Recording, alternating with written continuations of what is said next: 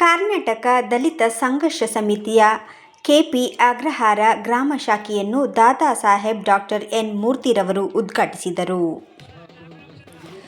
ಉದ್ಘಾಟನಾ ಕಾರ್ಯಕ್ರಮದಲ್ಲಿ ಬೆಂಗಳೂರು ಜಿಲ್ಲಾಧ್ಯಕ್ಷರಾದ ಸುಬ್ರಮಣಿ, ಅಖಿಲ ಭಾರತ ದಲಿತ ಸಮಿತಿಯ ಬಿಆರ್ ಮುನಿರಾಜು, ಕೆಪಿ ಅಗ್ರಹಾರ ಗ್ರಾಮದ ಅಧ್ಯಕ್ಷರಾದ ಕುಮಾರ್ ಕೆ, ಉಪಾಧ್ಯಕ್ಷರಾದ ಜಗನ್ನಾಥನ್, ಮುಖಂಡರಾದ ಆರ್ ಸುಂದರ್, ಡಿ ಗೋವಿಂದ, ವೆಂಕಟರಮಣರವರು ಉಪಸ್ಥಿತರಿದ್ದರು.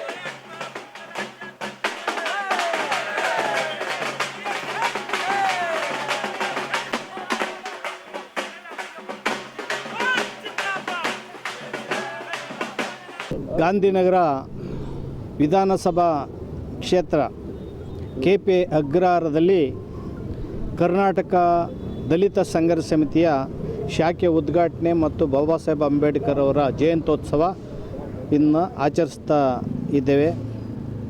ಈ ಕಾರ್ಯಕ್ರಮವನ್ನು ಕುಮಾರು ಗ್ರಾಮ ಶಾಖೆಯ ಅಧ್ಯಕ್ಷರು ಮತ್ತು ನಮ್ಮ ಸುಂದರರು, ಹಿರಿಯ ಮುಖಂಡ ಹಾಗೆ ಜಿಲ್ಲಾಧ್ಯಕ್ಷರಾದ ಜಿ ಸುಬ್ರಹ್ಮಣ್ಯವರು ಈ ಕಾರ್ಯಕ್ರಮವನ್ನು ಆಯೋಜಿಸೋದಕ್ಕೆ ಇನ್ನು ಅನೇಕ ಮುಖಂಡರುಗಳು, ಶರವಣ, ಅನೇಕ ಮುಖಂಡರುಗಳು ಇಲ್ಲಿ ಆಗಮಿಸಿದ್ದಾರೆ. ಹಾಗೆಯೇ ಹಿರಿಯ ಮುಖಂಡರಾದ ಮತ್ತೊಬ್ಬ ಸಹೋದರ ಮುನ್ರಾಜುರವರು ಕೂಡ ಈ ಕಾರ್ಯಕ್ರಮದಲ್ಲಿ ಪಾಲ್ಗೊಂಡಿರೋದು ತುಂಬ ಸಂತೋಷ. ಈಗಾಗಲೇ ನಾವು ರಾಜ್ಯದಾದ್ಯಂತ ಕರ್ನಾಟಕ ದಲಿತ ಸಂಘರ್ಷ ಸಮಿತಿ ಮತ್ತು RPIB ಶಾಖೆ ಉದ್ಘಾಟನೆಗಳ ಕಾರ್ಯಕ್ರಮವನ್ನು ಇಡೀ ರಾಜ್ಯಾದ್ಯಂತ ನಿರಂತರವಾಗಿ ನಡೆಸ್ತಾ ಇದ್ದೇವೆ.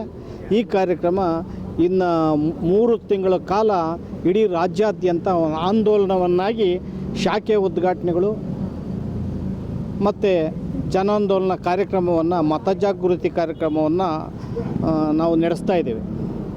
ಹಾಗೆಯೇ ಅದರ ಜೊತೆಗೆ ಸಂವಿಧಾನ ಜಾಗೃತಿ ಆಂದೋಲನವನ್ನು ಕೂಡ ಹಮ್ಮಿಕೊಂಡಿದ್ದೇವೆ.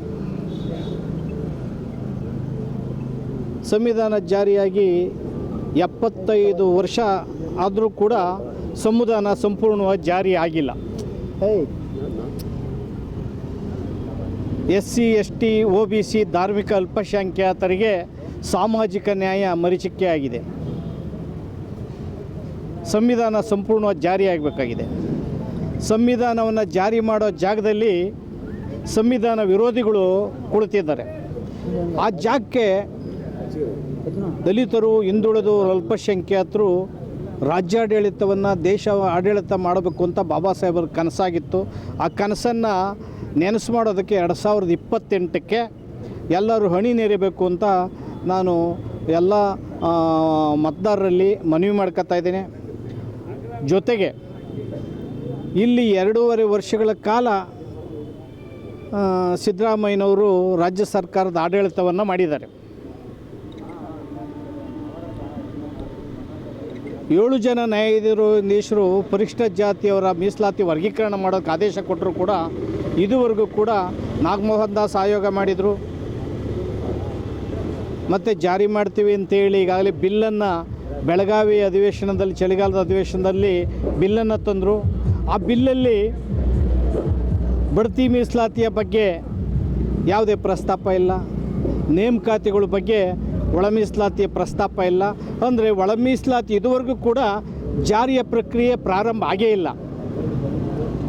ಈ ರೀತಿ ತುಂಬ ನಾಟಕೀಯ ಆಡಳಿತವನ್ನು ಸಿದ್ದರಾಮಯ್ಯನವರು, ಅವರ ಸರ್ಕಾರ ದಲಿತರನ್ನು, ಹಿಂದುಳಿದವರನ್ನು, ಅಲ್ಪಸಂಖ್ಯಾತರನ್ನು ಮೋಸಗೊಳಿಸುವಂಥ ಕಾರ್ಯದಲ್ಲಿ ನಡ್ಕೊಂಬಂದಿದೆ.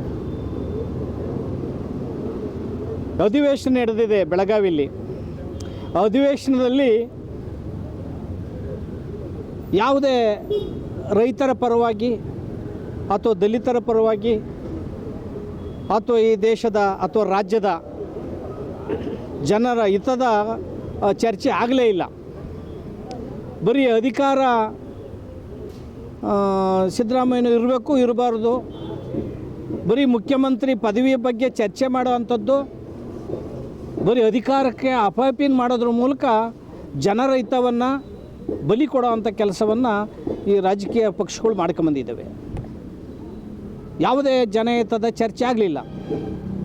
ಅತ್ಯಂತ ನೋವಿನ ಸಂಗತಿ ಅಂದರೆ ಪರಿಶಿಷ್ಟ ಜಾತಿಯವರ ಹಣ, SC ST TSP ಹಣ ಸಿದ್ದರಾಮಯ್ಯನವರು 2.5 ವರ್ಷ ಆಡಳಿತ ನಡೆಸಿದಂಥ ಸಂದರ್ಭದಲ್ಲಿ 39,000 ಕೋಟಿ ಪರಿಶಿಷ್ಟ ಜಾತಿಯವರ ಅಭಿವೃದ್ಧಿ ಹಣವನ್ನು 5 ಗ್ಯಾರಂಟಿಗೆ ವರ್ಗಾಯಿಸಿ ಪರಿಶಿಷ್ಟ ಜಾತಿಯವರ ಹಣಕ್ಕೆ ಕನ್ನವನ್ನು ಹಾಕಿ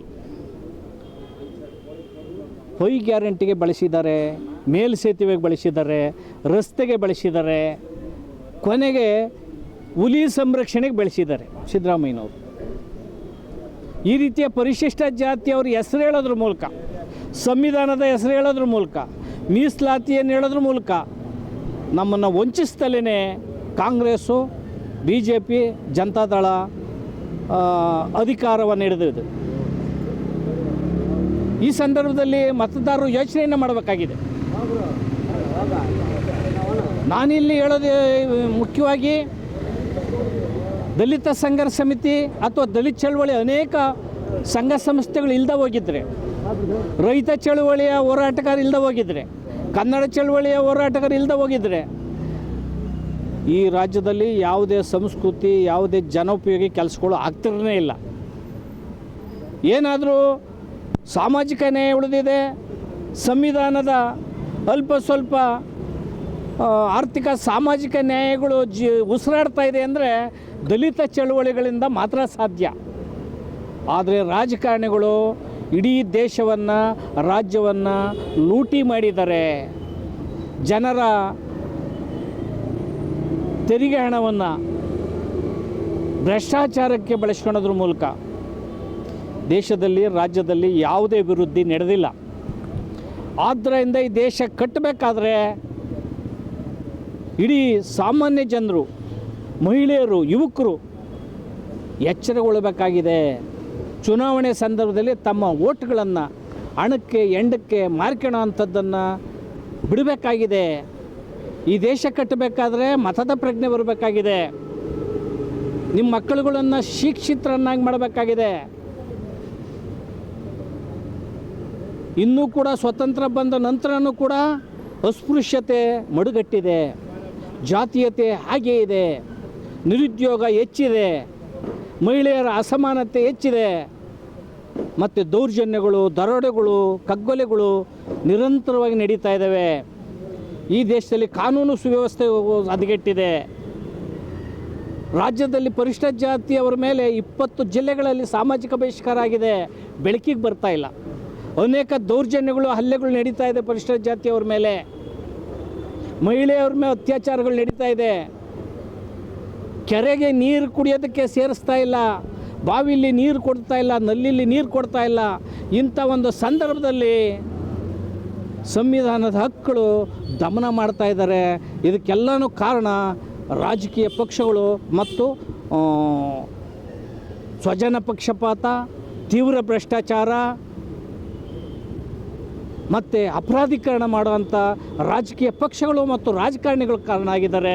ಇದಕ್ಕೆ ಯುವಕರು ಎಚ್ಚರಗೊಳ್ಳಬೇಕು ಅಂತ ಈ ಮೂಲಕ ಹೇಳೋದ್ರ ಮೂಲಕ ಈ ಶಾಖೆಗಳನ್ನು ಹೆಚ್ಚು ಮಾಡಿ ಜನಜಾಗೃತಿಯನ್ನು ಉಂಟು ಮಾಡೋಕ್ಕೋಸ್ಕರ ನಾವು ಸಂವಿಧಾನ ಜಾಗೃತಿ ಆಂದೋಲನ ಮತ್ತು ಮತ ಜಾಗೃತಿ ಆಂದೋಲನವನ್ನು ಇನ್ನು 3 ತಿಂಗಳ ಕಾಲ ಹಳ್ಳಿಗಳಲ್ಲಿ ನಾವು ಪ್ರವಾಹ ಕೈಗೊಳ್ಳೋದ್ರ ಮೂಲಕ ಭೀಮರಥವನ್ನು ನಾವು ಮುಂದೆ ಕೊಂಡೊಯ್ತಾ ಇದ್ದೇವೆ. ಎಲ್ಲರಿಗೂ ಜೈ ಭೀಮ್ ಬಂಧುಗಳೇ. ಇವತ್ತು ಗಾಂಧಿನಗರ ವಿಧಾನಸಭಾ ಕ್ಷೇತ್ರದಲ್ಲಿ KP ಅಗ್ರಹಾರ ಗ್ರಾಮದಲ್ಲಿ ಒಂದು ನೂತನ ಗ್ರಾಮ ಶಾಖೆಯನ್ನು ಉದ್ಘಾಟನೆ ಮಾಡಿದ್ದಾರೆ. ಭಾಳ ಸಂತೋಷವಾದಂಥ ವಿಚಾರ ಇದು. ಯಾವಾಗಲೂ ಮಾಡಬೇಕಾಗಿತ್ತು ಕಾರ್ಯಕ್ರಮಗಳ. ಆದರೂ ವಿಳಂಬ ಆದ್ರೂ ಭಾಳ ಚೆನ್ನಾಗಿ ಅಚ್ಚುಕಟ್ಟಾಗಿ ಇವತ್ತು ನಮ್ಮ ಎನ್ ಮೂರ್ತಿ ಅಣ್ಣನವರ ನೇತೃತ್ವದಲ್ಲಿ ಗ್ರಾಮ ಶಾಖೆ ಉದ್ಘಾಟನೆ ಆಗಿದೆ. ಭಾಳ ಅಭಿನಂದನೆಗಳನ್ನು ಸಲ್ಲಿಸ್ತಾ ಇದ್ದೀವಿ. ಅದೇ ರೀತಿಯಲ್ಲಿ ಇನ್ನೂ ಈ ಗಾಂಧಿನಗರ ಕ್ಷೇತ್ರದಲ್ಲಿ ಇನ್ನೂ ಹಲವಾರು ಕಡೆ ಗ್ರಾಮ ಶಾಖೆಗಳನ್ನು ಉದ್ಘಾಟನೆಯನ್ನು ಮಾಡಿ, ಜೊತೆಗೆ ಇವತ್ತು ರಿಪಬ್ಲಿಕನ್ ಪಾರ್ಟಿ ಆಫ್ ಬಿ ಎಂಬ ಪಾರ್ಟಿಯನ್ನು ಕಟ್ಟಿದ್ದಾರೆ. ಮುಂದಿನ ದಿನಗಳಲ್ಲಿ ಒಳ್ಳೆಯ ವಿಧಾನಸಭಾ ಕ್ಷೇತ್ರದಲ್ಲಿ ಸ್ಪರ್ಧಿಸಿ ಜೈ ಗಳಿಸಬೇಕಂತೇಳಿ ನಾನು ಅಭಿನಂದನೆಗಳು ಸಲ್ಲಿಸ್ತಿದ್ದೇನೆ. ಜೈ ಭೀಮ್, ಜೈ ಭಾರತ್, ಜೈ ಅಂಬೇಡ್ಕರ್.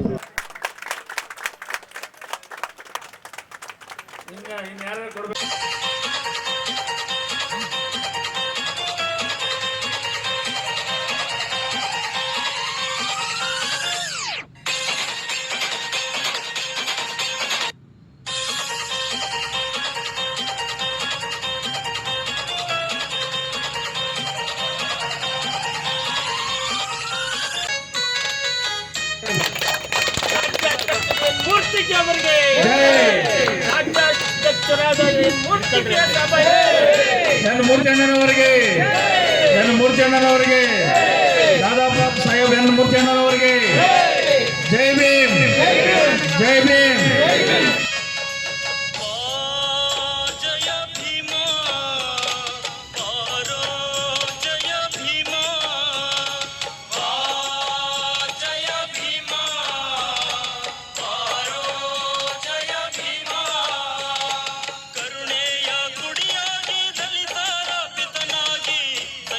ಶಿಲ್ಪಿಯಾಗಿ ಭೀಮನೋ